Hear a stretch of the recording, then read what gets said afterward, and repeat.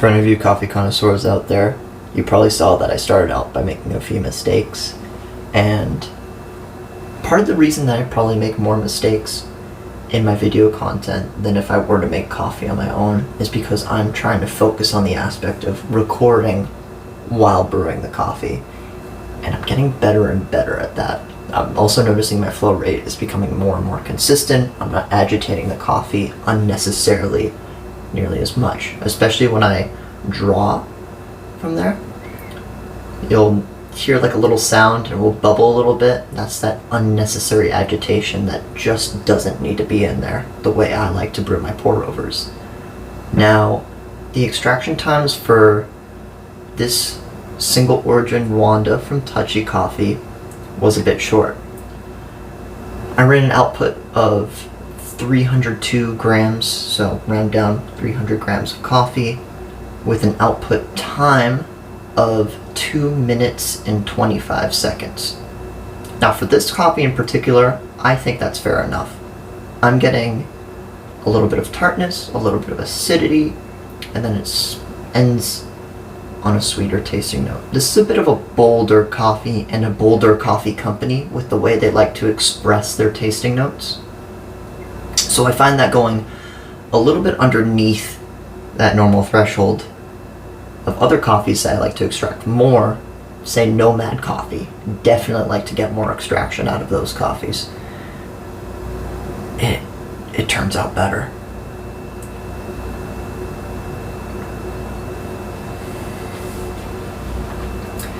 And I think despite the mistakes, by the time I move on to the Zero brewer and the Origami brewer, it's not until I have the coffee dialed in on V60. So that white dripper that I use, I'm going to just show it here.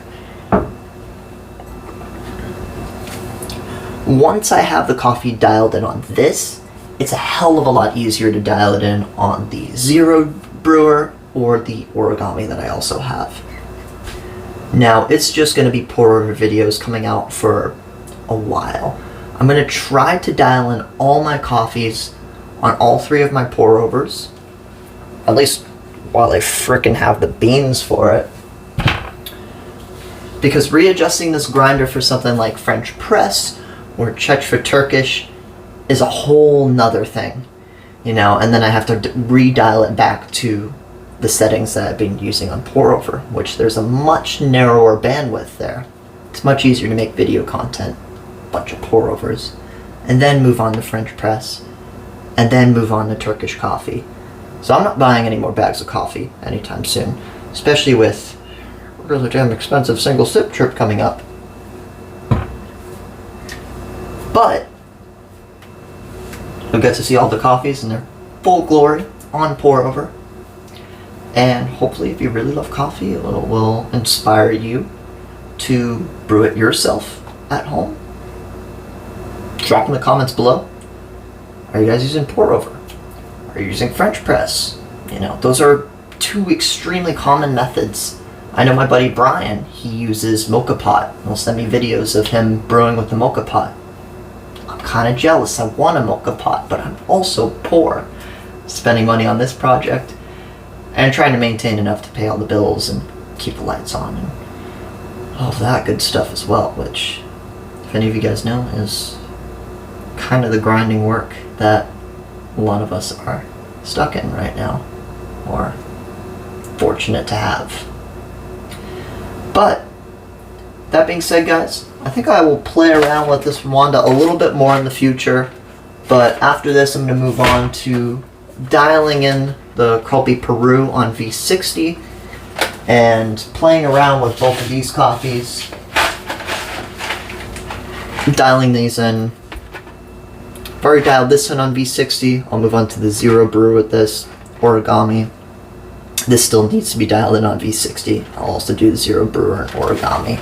And I keep all of this stuff logged in a journal where I record my recipes, the grind size, which is very specific to me. That's the one variable in which, I mean, if you have a Kinu M47, great, follow me. I'll include that variable sometimes. I don't know if it's really relevant, like when I'm making the YouTube shorts, to include that. The dose, which is absolutely important, the output, and the time. So grind size, important for me, important for you. Don't follow my grind size guide. You can follow the other variables if you like, but it's really going to be catered to your experience with that coffee in particular. This is my taste buds, my kitchen, so I'm dialing it in with what I have here. You guys, you'll have to dial it in with what you have. Maybe I can teach you a thing or two. Maybe you can teach me a thing or two. Either way, I feel like I've done something. So while I enjoy this coffee, ponder, think about the things I'll do. I'll actually fold my laundry. That's what I'm going to do. And then sleep and go to work so I can afford this dang thing. I will see you in the next video. Bye-bye.